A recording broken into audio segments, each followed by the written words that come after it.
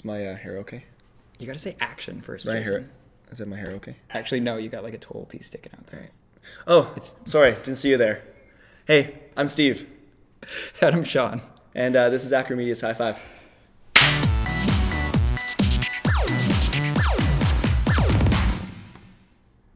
That's you, bud. No, we were going to switch to... Go ahead. What are we talking about today, Steve? We're going to talk about the pros and cons of Drupal Commerce. Because I hear that you're an expert on this. What an interesting topic you've thought of, Steve. No, thanks. I put a lot of time into thinking of these things. You know, you know what? I know you don't appreciate how much planning I put into these episodes, but I do really care. You probably spent 1, maybe 2 minutes. Yeah. I'm proud of you, Steve. Thank you. Okay. So we'll talk about some pros first, and then we'll switch over and talk about some stuff about Drupal Commerce. It's not so good.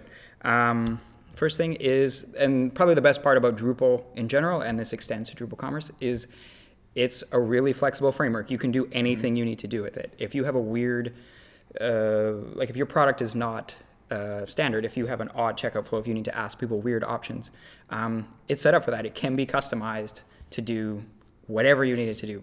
You know, there's pretty much no limit on there. It might cost a lot, you know, if it's really complicated, or there might be performance issues, but you can mix it up to do anything. A proprietary system, maybe even another open source system, is not necessarily going to be as flexible, or it's going to be more difficult to flex with. So if that fits, that's okay. If it doesn't, the customization is what you want. So, you know, let's maybe kind of give an example. Like, you know, we're talking about flexibility. We're talking about another system. Like, let's maybe compare, like, say, like a Drupal to maybe a Joomla or a Magento. Like, how is one more flexible than the other? Yeah, so Magento is probably a pretty decent example. Joomla is a bit more of a CMS. Magento is dedicated e-commerce. You know, if you have a fairly standard checkout flow, so you just have products, they have a couple of attributes, you need them to go in. You know, you sell t-shirts, you sell something that's a normal sort of commodity good. It's not so bad. If you need something that's a bit more of like a wizard style option where you have many customizations, you maybe have a bit of a builder that it displays. Magento's not as great on that. It's meant for the product catalog type of layout. If you need something where it's something you build, it's more like a car. It's like something that gets customized. You build custom PCs or something like that. It doesn't lend itself as well to that. You can sort of shoehorn the interface to it, but it's going to be both cumbersome on the back end, and it's going to be fairly cumbersome for your users. So when was it that you decided to actually move from something like Magento to a Drupal? Like, did you ever have a preference of one before the other? Yeah, this can actually switch into a con here. Segue is Drupal Commerce isn't as evolved as some of the other e-commerce platforms. It's a bit newer. Drupal as a platform, as a CMS, is been around for quite a while now, and it's a very mature platform. Drupal Commerce is a little newer. We've been using Drupal Commerce, or its predecessor UberCart, for 6 or 7 years now, but it's started off as sort of nothing, and so it's been growing into something bigger and bigger. So, it took a bit before we were confident in doing the switch over for everything. We did do a few sites in Magento. We've done some in some older platforms that we did, because it would, if we needed a lot of functionality that wasn't already built in it, it could be a lot of work for us. That's becoming a problem less and less often now.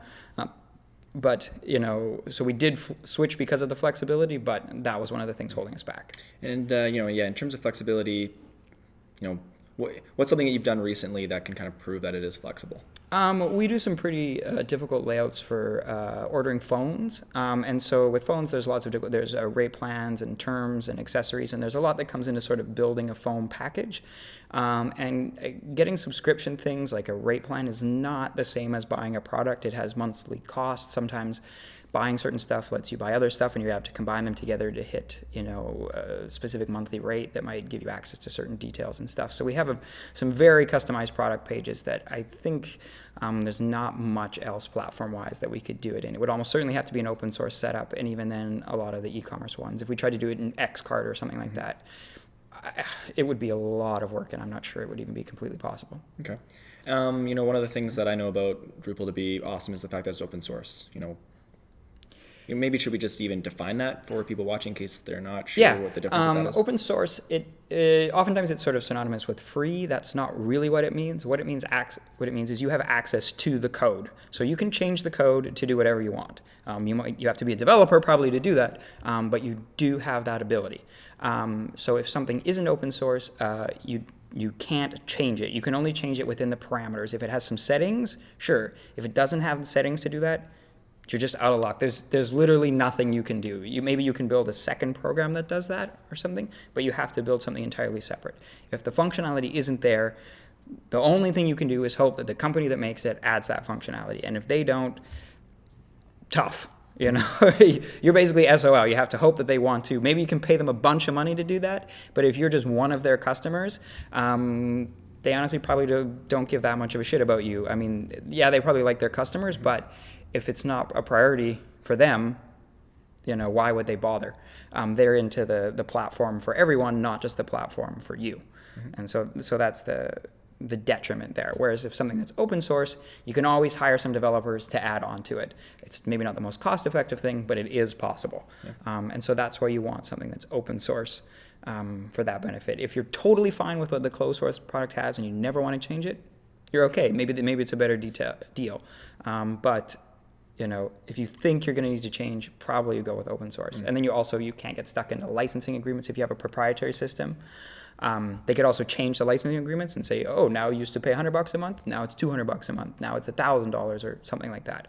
I mean, hopefully they're a good company and they wouldn't, but you have no power over that. They could, you know, they control it. Yeah. So like, when's a good time to actually be using, you know, a proprietary system? Like, you know, and maybe this isn't even a proprietary system, but, you know, Shopify, that's a really popular platform right now. You can make some edits to it. A lot of people seem to kind of be jumping on that bandwagon. Yeah. What are your thoughts on that? It's when you're smaller, and if it's going to do everything that you need it to do, you can go with that, especially if like a Drupal, that's another one of the cons we have, is it does require a bit of setup to get going, and you're probably going to want to do some customization. So if you just want to get something up really quick so you can sell some simple products, for us, we could make one really quick, but if you don't have a tech firm or something, that's probably a bit out of your wheelhouse. So if you want something quick, simple, you can get it set up. And then when you outgrow something like that, when you outgrow Shopify and you need customizations, you have 10,000 products, you know, you want to do customizations outside of their sort of software as a service model, then you move to something else. But if you want it fast and quick, that's it. If you're doing a big system, I'm honestly not a big fan of the proprietary system